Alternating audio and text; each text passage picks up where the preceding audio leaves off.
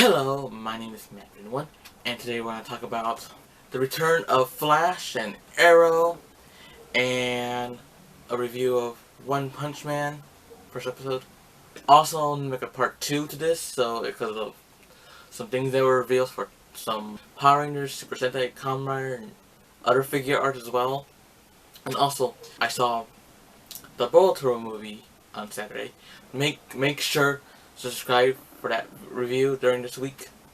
I don't do weekly reviews. If you're new, I don't do weekly reviews. I just do stuff that are new and what's going on, something like that.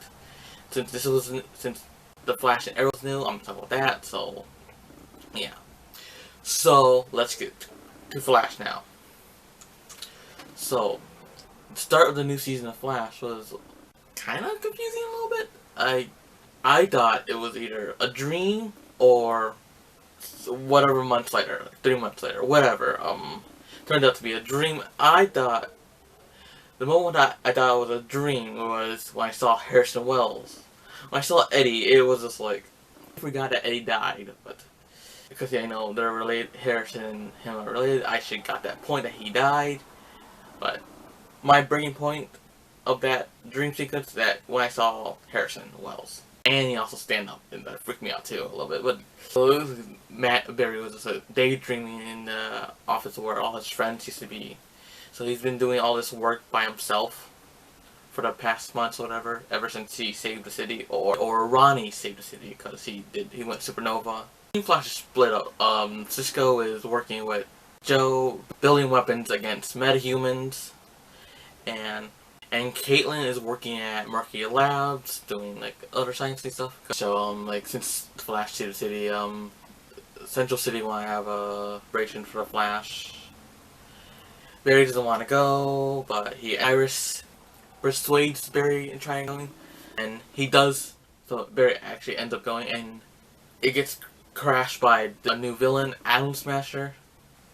Barry's struggling to fight him, and then he gets some propane tanks and tells Joe to shoot at them, and it explodes, and it reveals a face that somebody that died earlier, that was a fireman named Albert Rothstein, died earlier, and the man that Barry was fighting, Atom Smasher, was also looked like Albert Rothstein. So we know that we're gonna be dealing with Earth 2 and Earth 1, so he's from Earth 2 and he killed Earth 1 himself. Albert Rothstein. Yeah. After that, a guy comes in and gives him a flash drive of Harrison Wells' last will and testament, or last will. But Barry doesn't want to watch it until like later, but I'll get to that. I'll get to that in a second. When Barry goes back to the base, he sees that everyone is together again. Like Barry still wants to do this alone, but they don't want him to do it alone. So Alan Special shows up again, but Barry gets defeated again, and then Cisco and the others persuade him to work as a team. So I think they figure out how Alan Special gets bigger, because during the stick and fight, they learn that he can grow from nucons, the nuclear nucons or whatever. Yeah. So yeah, and this is when the fight is a trap for Smasher, Atom Smasher. So this is where that flash signal comes in. Like, since we saw that in the trailers, and Cisco makes that he saw in the comic. Yeah, they trap Atom Smasher into the nuclear thing, and then makes him overgrow, and he shrinks down, and it kind of, I guess he got a little overpowered. He absorbed too much, yeah, radiation, or nucons, whatever. And then Barry asked who sent you, and he said Zoom. I forget out who Zoom is, but he probably he's he's a reverse Flash from Earth 2, and back to the flash drive that Harrison Wells gave him, and then Barry watches it, and it turns out that Harrison Wells confesses that he killed Barry's mom. I thought it was going to be something else, that there's multiple worlds that he's going to explain, because, well, I like that he confessed that he killed Barry's mom, but a little disappointed by that. I didn't explain that this world is expanded more. I didn't talk about the other dimensions or whatever, but so Barry Allen's father is innocent, so he gets released, and he's like he doesn't want to be with somehow he wants Barry to be the hero of the city of Central City. He's gonna go away, but or something like that. Yeah, and then at the end, not end credits.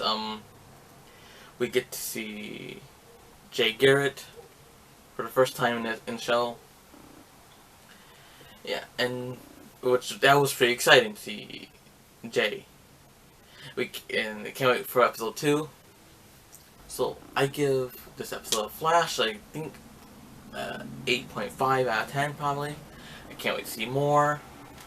I have a little hard time understanding some of this stuff because I do enjoy it. So onto Arrow. So this beginning of season 4 was actually pretty okay. Might even be a little fun, but it's okay. It's okay. It's a new beginning. So let's get started.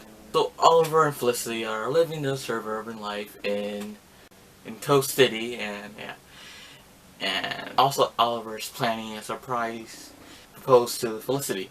Meanwhile, in Star City now, Team Diggle or whatever, or Thea, whatever, is trying to take down a new group of villains. I think they're either called Ghosts. I think this is the first one. Ghosts, or is it? I forgot. I remember Ghosts first. So Ghosts I remember first, but I think there's another name. They're calling new villains, or whatever, or Thugs, or whatever.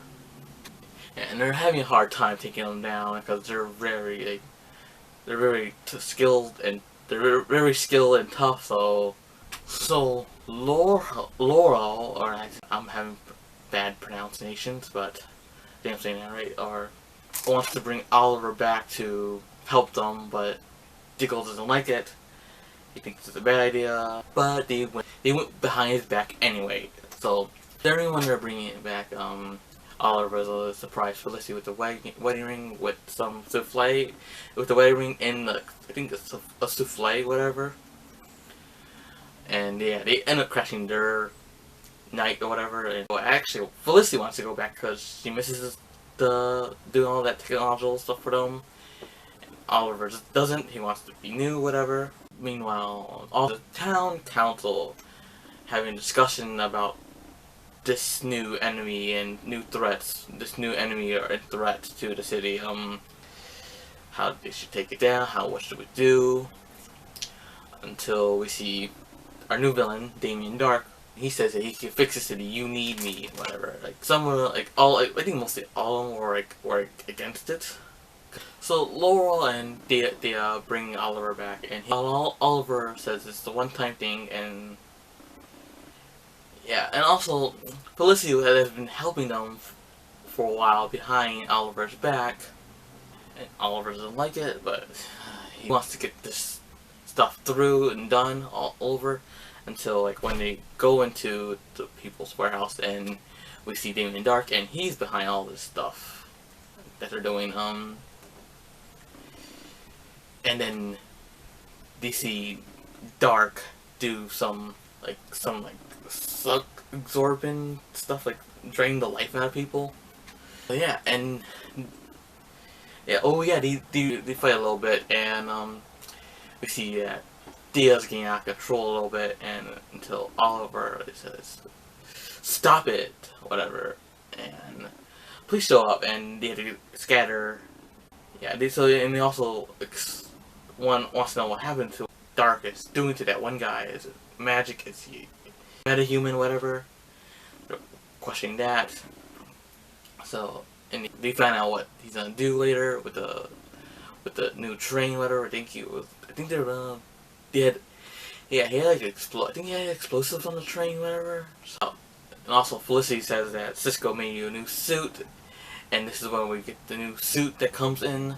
So when they're on the train, Oliver goes face to face with Damien Dark, and Damien Dark has that weird magic tricks that he does have. Like he stopped the air, he stopped the arrow. What is that's like with his hand, whatever. It could be magic, whatever. Oliver's like, keep on shooting, like that, something like that. And then once Oliver finally gets up to him, I think Dark might have also super strength, and it's like he might have telepathy and super strength because he get able to hurt Oliver badly and like damage some like metal objects as well. Well, he throws Oliver against a metal object or like a pole, whatever, and then the pole bends. So yeah, that seems a little tough. Like, I think Oliver had a tough cookie to deal with this. I actually enjoyed that fight because for some reason, Green Arrow and Batman they're human, and they always fight super powered beings, and that's pretty exciting because they're both regular men, and they just fight against these people with ice powers and fire powers and other abilities like clay face, whatever, from Batman. Yeah, I always enjoy it like that because they're regular humans.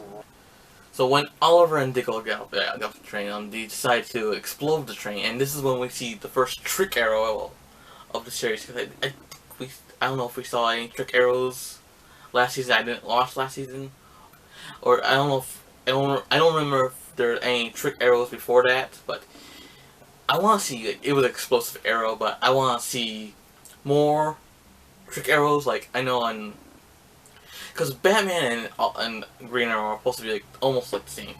I remember Batman had like a batarang that exploded and it was like, kind of like cool. It would like somehow freeze a limb, whatever. I want to see like a trick arrow that can do that. I also want to see a trick arrow that shoots out a net as well. I think he did that in the cartoon, if I remember correctly. But yeah, I enjoyed this episode a lot. Another 8 out of 10 probably. I'm pretty excited. Also, when Oliver was broadcasting all over the city, and he was like saying that about the Arrow's dead and stuff like that, and I am a new, and I'm the Green Arrow. That kind of reminded me of season 2 of Code Geass. If you've seen it, Code Geass.